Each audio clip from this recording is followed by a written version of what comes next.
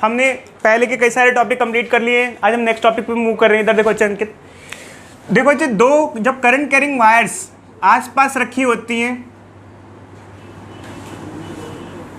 तो उनमें आपस में फोर्स लगता है।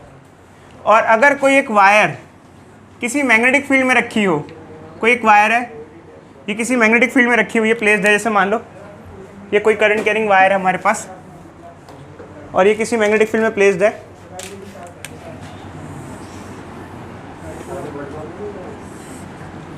तो इस पे भी मैग्नेटिक फोर्स ही एक्सपीरियंस करती है ऐसे। अब एक्चुअली क्या होता है बच्चे, देखो इन दोनों के बीच में फोर्स क्यों होता है, क्योंकि ये इस वायर में करंट फ्लो कर रहा है तो इसके आसपास इसकी खुद की फील्ड है, इसमें करंट फ्लो कर रहा है तो इसके आसपास की खुद की फील्ड है, उस फील्ड में इंटरेक्शन होता है। और अगर कोई current carrying wire magnetic field में रखी हुई है तो उस पर क्यों फोर्स लगता है, क्योंकि जब करंट कैरिंग वायर में करंट फ्लो कर रहा है तो उसके आसपास उसकी फील्ड डेवलप होती है और बाहर की फील्ड में इंटरेक्शन होता है। तो दोनों केस में आप देखो तो वायर में क्या लगेगा, वायर्स में क्या लगेगा, फोर्स लगेगा। अब रही बात इनके फॉर्मूले क्या होते हैं। देखो बच्चे जब कोई current carrying wire magnetic field में रखी होती है तो उस पर फोर्स का फॉर्मूला होता है bill sine theta. Bill sine theta या ILB साइन थीटा, कुछ भी बोल सकते हो, ILB साइन थीटा। अभी I क्या होता है, L क्या होता है, B क्या होता है, कोई बच्चा बता सकता है इसमें? I क्या होगा, करंट, L क्या होगा, wire length,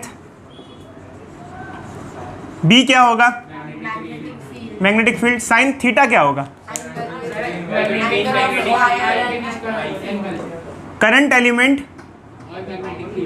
and magnetic field के बीच का एंगल थीटा होता है। अगर इसको वेक्टर फॉर्म में लिखें तो ये हो जाता है DF IDL क्रॉस B, मतलब छोटे एलिमेंट के लिए ये फॉर्मूला होता है, small element for small element. Cross product में ऐसा लिखा जाता है इसको। इसमें भी जो डायरेक्शन ऑफ फोर्स होती है हम क्रॉस प्रोडक्ट की हेल्प से निकालते हैं बच्चों। तो ये हमारा कुल मिला के फॉर्मूला होता है। यहाँ पर एक करंट कैरिंग वायर जब मैग्नेटिक फील्ड में रखी रहती है उस पर ये फोर्स लगता है इस तरीके से, तो ये हमारे पास फॉर्मूला आता है। ठीक है, चलो आगे देखें, इधर देखो। अब क्या है बच्चों, इसके ऊपर एज सच कोई खास आपको मिलेगा तो नहीं, बट आप लोग फॉर्मूला वगैरह पे वैल्यू पुट कर देना जब कभी कोई आए क्वेश्चन ऐसा। अब जब दो करंट कैरिंग वायर कुछ डिस्टेंस सेपरेशन पे रखी होती हैं तो उनके बीच में फोर्स लगता है और उनके बीच में फोर्स का फॉर्मूला होता है mu not I1 I2 2 pi R L। ये होता है force between two wires, between two wires. अब ये फॉर्मूला कहाँ से आया, मतलब एक्चुअली क्या है, ये एक्सप्रेशन कहाँ से आया, इसका डेरिवेशन जैसे हम पहले किया करते थे, पहले इसका डेरिवेशन किया करते थे बच्चों। तो होता क्या है बच्चों, एक्चुअली क्या होता है, इधर ध्यान से देखना बच्चों, ये फॉर्मूला कहाँ से आता है, ये इसी फॉर्मूले से आता है। ये एक्सप्रेशन कैसे आता है, एक्चुअली क्या है, देखो बच्चे जैसे हम यहाँ दो वायर्स हैं उनको नाम दे देते हैं वायर 1 या वायर 2। वायर एक का नाम वायर 1 रख देते हैं, एक का नाम वायर 2 नाम रख देते हैं। तो ये फर्स्ट वायर है, उस पर सेकंड की वजह से फोर्स लग रहा है और सेकंड वायर पे फर्स्ट की वजह से फोर्स लग रहा है। फर्स्ट वायर पे सेकंड की वजह से ऐसे फोर्स लग रहा है कि सेकंड की जो फील्ड है वो फर्स्ट पे लग रही है। इधर देखो बच्चे, सेकंड के आसपास जो फील्ड है वो फर्स्ट पे लग रही है और सेकंड वाले पे फोर्स क्यों लग रहा है, क्योंकि फर्स्ट की फील्ड उस पर लग रही है। तो होता क्या है कि ये कहाँ से आया, ये मतलब फॉर्मूला कहाँ से आया। तो एक्चुअल में क्या होता है, इस एक्सप्रेशन में जो हम मैग्नेटिक फील्ड वगैरह की वैल्यू पुट कर देते हैं दूसरे की वजह से तो आ जाता है। खैर अब हमें कोई इतना रिलेशन मतलब नहीं है, तो हमें सीधे सीधे किससे मतलब है, फॉर्मूले से मतलब है। अब देखो बच्चे इन दोनों वायर में ये फोर्स लग रहा है। अब इसके अंदर फोर्स की डायरेक्शन भी बहुत इंपॉर्टेंट होती है। जब सेम डायरेक्शन में फोर्स होता है तो इनमें फोर्स अट्रैक्टिव लगता है ऐसे, और अपोजिट डायरेक्शन में जब करंट फ्लो करता है, जब करंट दोनों की सेम डायरेक्शन में होता है, पैरेलल करंट होता है तो अट्रैक्शन होता है, और अपोजिट डायरेक्शन होती है जब करंट की तो रिपल्शन होता है। अब ये कैसे हम जस्टिफाई कर सकते हैं भाई, इसका सीधा सीधा तरीका होता है ये क्रॉस प्रोडक्ट। तो क्रॉस प्रोडक्ट की हेल्प से हम शो करते हैं, बट खैर अब वो हमारे लिए इतना भी वर्थ इट नहीं है, क्योंकि ना तो अब हमें क्रॉस प्रोडक्ट लगाना है ना कुछ करना है। बट आपसे ध्यान रखना कि जब दो वायर में सेम डायरेक्शन में करंट फ्लो कर रहा है तो अट्रैक्शन करेंगी और अपोजिट में है तो रिपल्शन करेंगी। किस तरीके से शो कर सकते हैं, कैसे फॉर्मूला ऐसे शो कर सकते हैं, ये फॉर्मूला लगाएंगे। अभी मुझे इसको जस्टिफाई करने की कोई रिक्वायरमेंट नहीं है, मैं बस बता दिया उतना सफिशिएंट है, और वैसे भी आपको इतना नीड नहीं पड़ेगी क्योंकि क्रॉस प्रोडक्ट आप लगाने एक बार सीख गए हो तो आप हर केस के लिए लगा सकते हो। तो ये बच्चों हमारे पास फॉर्मूला है। इसके अलावा हम एक और टर्म इसके अंदर डिफाइन करते हैं, इसके अंदर force acting per unit length. ये तो हो गया फोर्स बिटवीन टू वायर्स, एक होता है force acting per unit length, उसको हम कहते हैं स्मॉल एफ। स्मॉल एफ अगर लेंथ को नीचे ले जाओ तो ये क्या हो जाएगा बच्चे, बोल, ये हो जाएगा F by L is equal to mu not I1 I2 by 2 pi r. इसको हम स्मॉल एफ से रिप्रेजेंट कर देंगे, इसे कहते हैं force acting per unit length. देखो बच्चे इसके डेरिवेशन वगैरह तो अब है नहीं करिकुलम में, तो कहीं भी काम नहीं आएंगे, ना इंट्रेंस में काम आएंगे, ना कहीं भी काम नहीं आते। इंट्रेंस में तो वैसे भी डेरिवेशन कोई काम नहीं आता, ऑब्वियसली बात है, यही काम आते हैं फॉर्मूले डायरेक्टली अप्लाई करने में। तो ये बच्चे हमारे पास है, बट इसके अंदर कुछ खास फीचर्स हैं जिसका हमको ध्यान रखना पड़ता है। क्या क्या, इधर देखो बच्चे, जैसे ये फोर्सेस लग रहे हैं, F12 का मतलब क्या हुआ, फोर्स ऑन 1 ड्यू टू 2, और F21 का मतलब हुआ फोर्स ऑन 2 ड्यू टू 1। यहाँ जो फोर्सेस होते हैं वो न्यूटन्स थर्ड लॉ ऑबे करते हैं। थर्ड लॉ ऑफ न्यूटन्स क्या कहता है, एक्शन और रिएक्शन, मतलब जितना इस पर फोर्स लग रहा है उतना इस पर लगेगा, बट डायरेक्शन एक दूसरे की क्या होगी, अपोजिट होगी, तो ये ऑबे करेगा। अगर वेक्टोरिकली दिखाओगे तो साइन नेगेटिव लगाना पड़ेगा। कोई बच्चा होता है कि नेगेटिव साइन का क्या मतलब है यहाँ पर, देखो इस पे राइट साइड लग रहा है, इस पे लेफ्ट, डायरेक्शन अपोजिट है बट मैग्नीट्यूड बराबर। अगर मैग्नीट्यूड वाइज दिखाओगे तो सिर्फ इक्वल लिख सकते हो, क्योंकि वैल्यू वाइज तो दोनों बराबर हैं, डायरेक्शन वाइज एक दूसरे के अपोजिट है। तो ये फॉर्मूला है बच्चों। खैर अब इसके अंदर कुछ खास ऐसा नहीं है, बट सिंपली अगर आपको कोई क्वेश्चन आ जाए तो हम देंगे अभी आपको कुछ क्वेश्चन, आप अप्लाई कर सकते हो। ये जो क्वेश्चन, ये जो है इसमें हम ये अप्लाई कर लेते हैं। और एक्चुअली क्या होता है, इधर देखो बच्चे एक चीज़ ध्यान रखना, अगर वायर की लेंथ मेंशन है तो ये फॉर्मूला लगा लेते हैं, अगर वायर की लेंथ मेंशन नहीं है तो इनफाइनाइट वायर ट्रीट करके ये फॉर्मूला यूज़ करते हैं हम, force acting per unit length, मतलब फोर्स का ये फॉर्मूला यूज़ कर लेते हैं हम लोग। लेंथ को पुट करने की ज़रूरत नहीं पड़ती है। जैसे मान लो फाइनाइट वायर है जिसकी लेंथ स्पेसिफाइड है तो ये फॉर्मूला यूज़ करेंगे, वरना हम यही फॉर्मूला यूज़ कर लेते हैं, mu not I1 I2 by 2 pi r. देखते हैं बच्चे, अभी क्वेश्चन देते हैं आपको, उससे आपको थोड़ा सा और समझ में आ जाएगा। चालू करें बच्चों, आगे देखें। अगर हम इसको प्रॉपरली फीचर्ड वे में लिखें, जैसे आप ये कहोगे सर इसकी वैल्यू बताओ, तो देखो जैसे अगर हम force on first wire due to second निकाल लें, फर्स्ट वायर पे फोर्स निकाल लें तो लेंथ भी किसकी लेंगे, फर्स्ट की, और आर जो है यहाँ पर उनके बीच का सेपरेशन है, ये है। बट खैर इतना यूज़ नहीं आता, जो यूज़ आता है वो क्वेश्चन अभी आपको सामने दिख जाएगा, तो आपको क्लैरिफाइड हो जाएगा किस तरीके के क्वेश्चन एग्जामिनेशन में आपको देखने को मिलते हैं। देखो बच्चों जल्दी से बोलो। देखो बच्चों बोर्ड पे हमने एक क्वेश्चन दिया है, हमारे पास ये 3 वायर्स हैं, इनमें करंट दिया हुआ है, सेपरेशन मेंशन किया गया है, ऐसा दिया गया है कि जो सेकंड वायर है इस पर नेट फोर्स 0 है, तो ये सेपरेशन किया होगा। एक्चुअली सेकंड वायर पे किस किस की वजह से फोर्स होगा, फर्स्ट की वजह से भी होगा और थर्ड की वजह से। फर्स्ट की वजह से फोर्स किस डायरेक्शन में होगा, इस पर, इधर या इधर, ये फर्स्ट वाली अपनी तरफ खींचेगी, धकेलेगी, सर ये इसका इधर की तरफ होगा। फर्स्ट वाली वायर सेकंड को अपनी तरफ अट्रैक्ट करेगी या रिपेल करेगी, रिपेल करेगी, भगाएगी। क्यों रिपेल करेगी, क्योंकि दोनों में जो करंट की डायरेक्शन है वो सेम नहीं है, एंटी पैरेलल है, तो रिपल्शन होता है। वो जो है वो हम प्रूफ कर सकते हैं, खैर अब कोई रिक्वायरमेंट नहीं है हमें। तो ये फोर्स ऑन 2 ड्यू टू 1 है, और थर्ड वाली वायर इस पर किधर फोर्स लगाएगी, अपनी तरफ लगाएगी या इन दोनों में अपोजिट करंट है तो ये भी इसको रिपेल करेगी, तो फोर्स ऑन 2 ड्यू टू 3। अब एक्चुअली क्या है कि इस पर नेट फोर्स 0 है, इसका क्या मतलब है, दोनों फोर्स एक दूसरे को कैंसिल कर रहे हैं। तो देखो अच्छे, इन दोनों के बीच में फोर्स क्या होगा, mu not I1 I2 by 2 pi r, और इन दोनों में फोर्स क्या होगा, mu not I2 I3 bye 2 पाई। इसमें R1 R2 ले लेते हैं, R2, इसको R1 बोल लेते हैं, इसको R2 बोल लेते हैं। अब देखो जो कुछ वैल्यूज़ तो वैसे ही कट जाएंगी। यहाँ L क्यों नहीं लिया, क्योंकि इनफाइनाइट वायर्स हैं तो लेंथ लेने की कोई रिक्वायरमेंट नहीं है।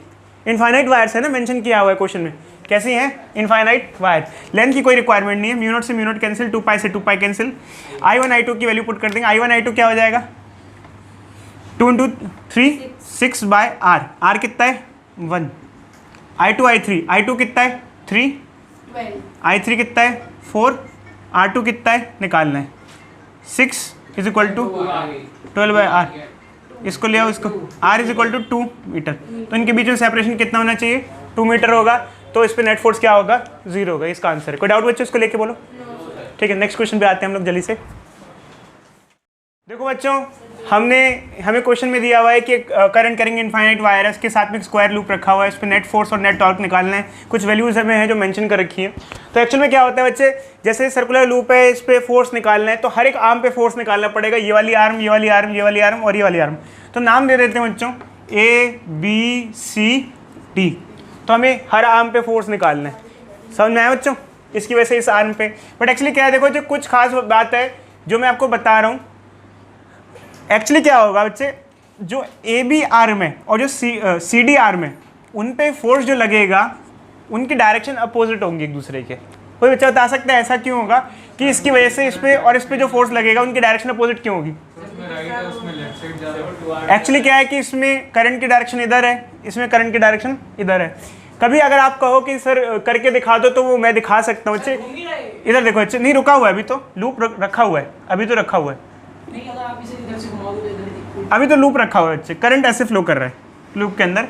तो अगर हम कहें कि सर इसमें डायरेक्शन कैसे अपोजिट आएगी फोर्स की, तो देखो बच्चे FDF क्या होता है, आइडियल क्रॉस B ये है। तो फोर्स की डायरेक्शन कैसे निकलती है, देखो बच्चे कोई करंट, इधर देखो बच्चे, कोई करंट कैरिंग वायर जब मैग्नेटिक फील्ड में रखी होती है तो उस पर फोर्स निकालने के लिए हम क्रॉस प्रोडक्ट यूज़ करते हैं, फॉर्मूला यूज़ करते हैं।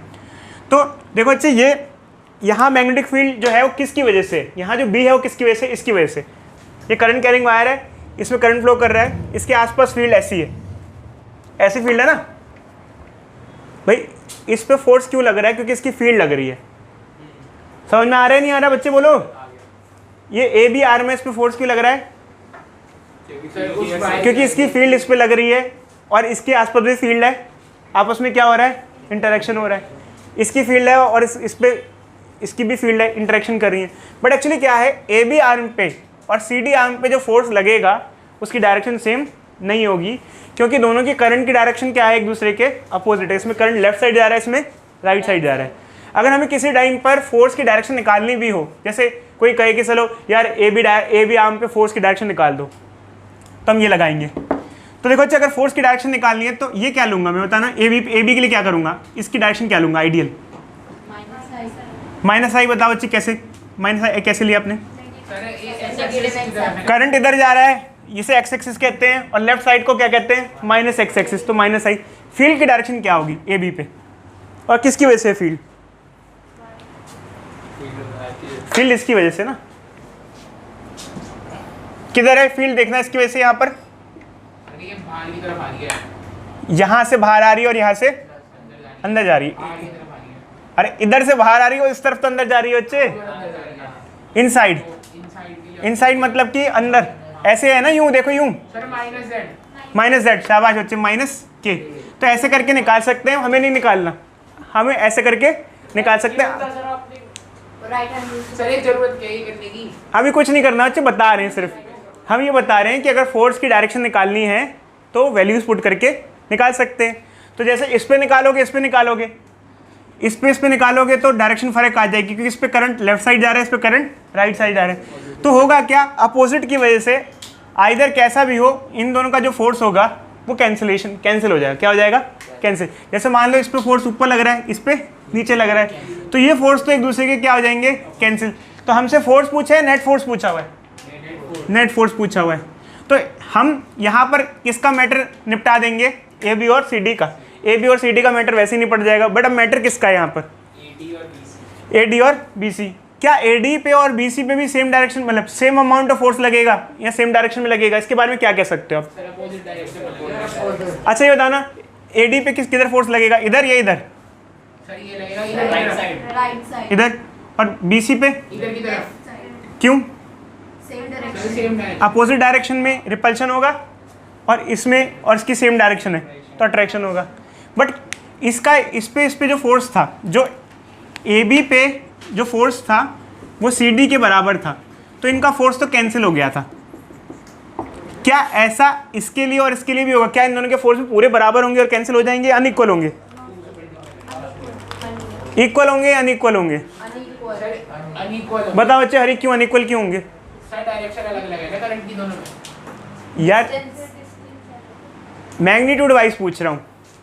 जैसे मैंने कहा इस पे जो फोर्स है इस पे फोर्स बराबर है, अपोजिट है तो कट गया। क्या एडी पे और बीसी पे जो फोर्स होगा इसकी वजह से वो इक्वल होगा या अनइक्वल होगा? डायरेक्शन तो ऐसे बता। क्यों? मैग्नीट्यूड वाइज इक्वल होगा। नहीं होगा। नहीं देखो बच्चे, हम इसकी वजह से दोनों पे कैलकुलेट कर रहे हैं, इसकी वजह से इस पे और इसकी वजह से इस पे ले रहे हैं। ठीक है, बताओ बच्चे। सर अलग अलग होगा। अलग अलग को बताओ क्यों? सर डिस्टेंस दोनों क्योंकि जब फॉर्मूले की बात करते हैं तो दो वायर के बीच में जो फोर्स होता है mu not I1 I2 L/2πr। तो इन दोनों का सेपरेशन अलग है, इन दोनों का सेपरेशन अलग है। अच्छा बताना बच्चे, फोर्स ऑन एडी क्या होगा? एडी होगा 3u0/5। सर 3u0 हां ठीक है।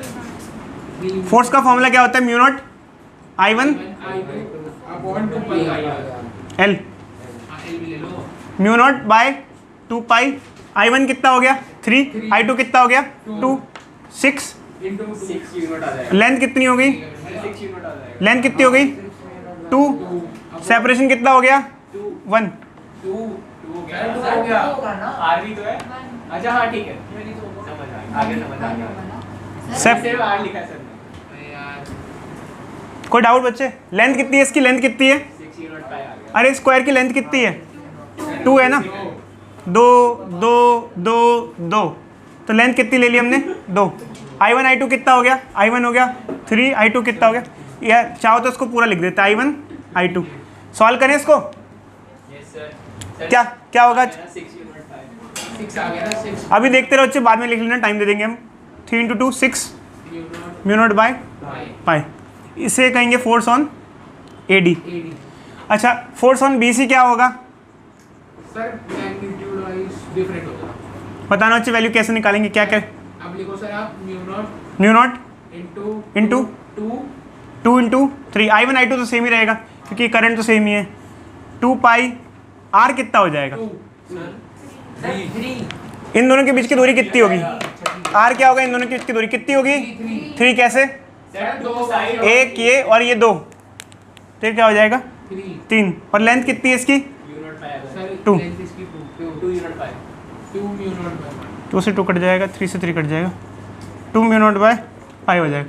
बताओ अच्छा, नेट फोर्स कैसे निकाले हम? सर दोनों प्लस कर दो। नहीं बराबर। हां प्लस कर दो सीधा। ऐड होगा सेम। पर सर अगर वेक्टोरिकली लिखोगे तो प्लस करोगे, अगर वेक्टोरिकली नहीं लिखा है तो सब्सट्रैक्ट करोगे बच्चे, क्योंकि वेक्टोरिकली नहीं लिखा है ना इसको। अब देखो बच्चे, ये इधर लग रहा है, इधर लग रहा है, इनमें से कौन सा बड़ा होगा? पहले बताओ, वैल्यू किसकी बड़ी होगी? सर ये FAD वाले की। क्यों बताओ बच्चे? सर क्योंकि पास में, जो पास में उसमें फोर्स ज़्यादा होता है। नेट फोर्स को क्या लिख सकता हूँ मैं? FAD minus FBC। ये बड़ा है और ये छोटा है, माइनस कर दें इन दोनों को। बताओ क्या होगा? क्योंकि अपोजिट है ना। माइनस क्यों किया? क्योंकि दोनों फोर्स की डायरेक्शन क्या है? अपोजिट है। जब फोर्सेस की डायरेक्शन सेम होती है तो ऐड होते हैं, जब अपोजिट होती है तो सब्सट्रैक्ट होते हैं। जैसे मान लो इस पे इधर देखो बच्चे, 20 न्यूटन यहाँ लग रहा होता, 10 न्यूटन यहाँ लग रहा होता, नेट फोर्स कितना होता बताना? 10 न्यूटन। 10 न्यूटन किधर? सर किधर किधर? शाबाश बच्चे। 20 ये है, 10 ये है, तो 10 नेट फोर्स क्या होता? 20 माइनस 10। क्योंकि इसको एक लाइन पे दिखाते तो कैसे दिखाते? 10 इधर लग रहा है और 20 इधर लग रहा है, तो नेट क्या हो जाएगा? इधर की तरफ 10। 10 इधर की तरफ 10 न्यूटन हो जाएगा। ये नेट फोर्स हो जाता है इन दोनों का। ठीक है, तो यहाँ पर इन दोनों को माइनस करेंगे तो क्या होगा बच्चे? 6 mu not by pi minus 2 mu not by pi. क्या आ जाएगा बच्चे? 4 mu naught by pi. 4 mu not by pi. अगर डायरेक्शन पूछिए तो मैं लिख देता हूँ, सर राइट की तरफ। हाँ राइट डायरेक्शन। खैर अभी तो बच्चे वो तो, वरना मैं क्या लगा सकता हूँ? आई कैप लगा सकता हूँ अगर वेक्टोरिकल दिखाना है। आई कैप क्यों लगाया बच्चे बता सकते हो? सर ये आई क्या भी इसलिए ना एक एक्स डायरेक्शन है ना। राइट मतलब आई। पॉजिटिव है। खैर मेरे को पूछा नहीं पूछा ये मैटर करता है, तो मैं इसको ऐसे लिख सकता हूँ। ठीक है, कोई डाउट? सर वो रहेगा ताऊ वाला।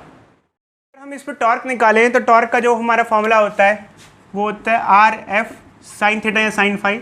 फाई क्या होता है बच्चों? Basically radius vector and force के बीच का एंगल होता है। अगर हम देखें तो इस लूप पे नेट फोर्स किस डायरेक्शन में लग रहा है? सर राइट की तरफ। इधर फोर्स इधर लग रहा है। ठीक है, रेडियस भी इसका ऐसा हो गया, ये देखो ये सेंटर है, एक्सिस ऑफ रोटेशन है, ये इसका रेडियस हो गया। अब देखो रेडियस और फोर्स दोनों की डायरेक्शन सेम है, तो इन दोनों में एंगल कितना बनेगा बच्चों? 0।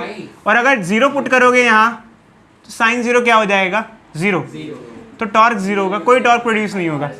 इधर देखो बच्चे, अगर किसी चीज़ को घुमाना होता है, इधर देखो बोर्ड पे, इधर देखो ये किताब है, अगर इस किताब को मैं इधर खींच रहा हूँ तो ये घूम रही है? नहीं। किताब को घुमाने के लिए इसका रेडियस ये है, इस रेडियस के परपेंडिकुलर फोर्स लगाना पड़ेगा। ये रेडियस है, इसके परपेंडिकुलर कैसे? ऐसे, यूं घूमेगी। रेडियस के पैरेलल फोर्स लगाऊंगा ऐसे। देखो ऐसे अगर मान लो लगाता हूँ, जैसे यहाँ पे फोर्स लग रहा है ना अपोजिट में, एक पे इधर लग रहा है, एक पे इधर लग रहा है, ऐसे जैसे दो बच्चे खींच रहे हैं, एक आप खींच रहे, एक मैं खींच रहा हूँ, कैसे घूमेगी? नहीं। इस पे कैसा फोर्स लगाना पड़ेगा? परपेंडिकुलर। चीज़ों को घुमाने के लिए उन पे परपेंडिकुलर फोर्स लगाना पड़ता है। एक्चुअली क्या है, जब आप क्वेश्चन को सॉल्व करोगे तो कुछ भी हो सकता है इस पे ऊपर फोर्स लग रहा हो, इस पे नीचे लग रहा हो। ऐसा भी हो सकता है कि इस पे नीचे लग रहा हो और इस पे ऊपर लग रहा हो। हमें इससे कोई मतलब नहीं है, क्योंकि हर हालत में क्या करेंगे? कैंसलेशन करेंगे। तो हम पे इसके लिए इसकी फोर्स की डायरेक्शन हमारे लिए इतनी इंपॉर्टेंट नहीं है, क्योंकि वो ओवरऑल क्या हो जाएगी? कैंसिल हो जाएगी। समझे या नहीं समझे?